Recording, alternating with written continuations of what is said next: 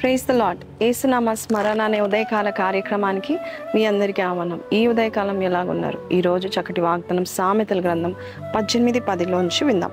యెహోవా నామము బలమైన దుర్గము, నీతిమంతుడు అందులోనికి పరిగెత్తి సురక్షితంగా ఉండును. ఎంత అద్భుతమైన వాగ్దానం కదా! మనకి శ్రమలు కలిగినప్పుడు, ఆపదలు వచ్చినప్పుడు దేవుడు మనకు ఆశ్రయంగా ఉంటాడు. ఒకరోజు ఒక పిచ్చుక ఎగురుకుంటూ మరి సాధు సుందర్ గారి ఒక ఒడిలో వెళ్ళి వాలిందంట. ఎందుకు ఇలా వాలిందని చూస్తే ఆ పిచ్చుక భయంకరమైన తుఫాన్లో, ఆ వర్షంలో ఎగరలేక, ఆ భయంకరమైన ఆ వర్షపు ఆ గాలికి తట్టుకోలేక సాధు సుందర్ సింగ్ గారి ఒక ఒడిలో వాలినట్టుగా ఆయన గమనించి దానికి ఆశ్రయం కలిగించాడంట.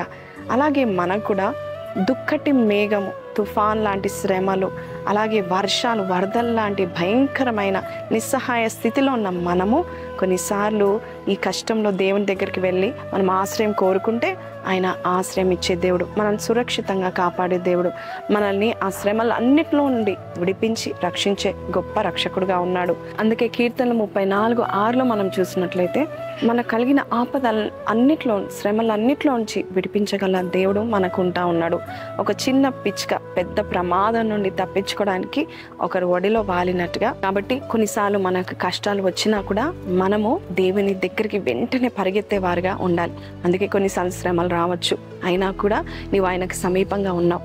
నిజమే, ఆ పిచ్చుకని ఆశ్రయించిన సాధు సుందర్ సింగ్ గారు ఈరోజు దేవాది దేవుడు మనల్ని ఆశ్రయించడానికి ఆయన మనల్ని పిలుస్తూ ఉంటున్నాడు. పరిగెత్తుకుంటూ వెళ్దామా? చూడండి, యేసు ప్రభు చెప్తున్నాడు, మీరు అనేకమైన పిచ్చుకల కంటే శ్రేష్ఠులు కారా? ఖచ్చితంగా మిమ్మల్ని ఆదుకుంటాడు. ఈ వాగ్దానం కొరకు మనం ప్రార్థన చేద్దాం. కళ్ళు మూసుకుందాం. ప్రార్థన. పరిశుద్ధుడా, మహోన్నతుడగు తండ్రి, నీ యొద్దకు వచ్చే వారిని నాయన నీవు ఆశ్రయం కలిగిస్తావు. అంతేకాదు వారు సురక్షితంగా ఉంచుతావు. అంతేకాదు వారిని రక్షించి విడిపిస్తావు నాయన. ఈరోజు మేము మా ఆపదల్లో ఉన్నప్పుడు నీ యొద్దకు వచ్చాము నాయన. అయ్యా, మమ్మల్ని రక్షించి విడిపిస్తామని నమ్మొచ్చు.